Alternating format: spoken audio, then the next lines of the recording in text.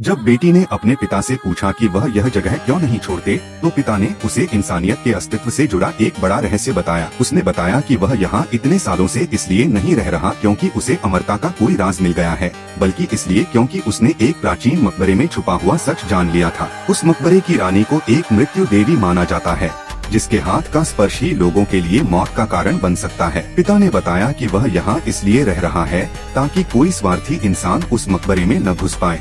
उसी वक्त शक्तिमान अपने साथ मीना को लेकर मकबरे के द्वार तक पहुँचता है ताकि देख सके कि दरवाजा सुरक्षित है या नहीं, लेकिन वह नहीं जानता था कि सांप सिंह पहले से ही वहाँ घात लगाए बैठा है। मकबरे में घुसने के लिए वह बंदूक की नोक पर शक्तिमान को धमकाता है और मीना को दरवाजा खोलने के लिए मजबूर करता है, पर मीना को दरवाजा खोलने का कोई तरीका समझ नहीं आता। तभी उसे बचपन में पिता द्वारा दिया गया एक पजल खिलौना याद आता है, जिसका तरीका इस मकबरे के दरवाजे जैसा ही था। वह तुरंत दरवाजे पर चढ़ती है और धीरे धीरे सभी कुंजियों को घुमाकर अंतिम लॉक को खोल देती है। तभी वह भारी लकड़ी का दरवाजा भरभराकर गिर जाता है और सभी मकबरे के अंदर प्रवेश कर जाते हैं। अपनी सुरक्षा के लिए सांप सिंह मीना को आगे चलने के लिए कहता है। कुछ ही कदमों बाद वह एक फंदे पर पैर रख देती है, जिससे सभी की सांसें थम जाती हैं। पर कुछ समय तक कुछ नहीं होता और वे लोग राहत की सांस लेते हैं, लेकिन जैसे ही वह लापरवाह होते हैं, उनके कुछ साथी अचानक मौत का शिकार हो जाते हैं। यह देखकर सांप सिंह इतना डर जाता है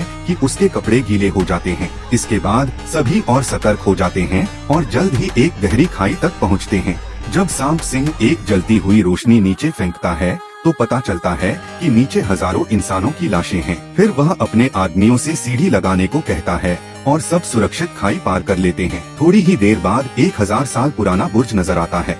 सभी जोश में भीतर घुसते हैं, लेकिन अंदर सिर्फ एक ताबूत होता है। सांप सिंह को यकीन होता है कि अमरता का राज उसी में है और वह तुरंत उसे खोलने का हुक्म देता है। पर ताबूत के अंदर जो चीज दिखती है वह सबको हैरान कर देती है।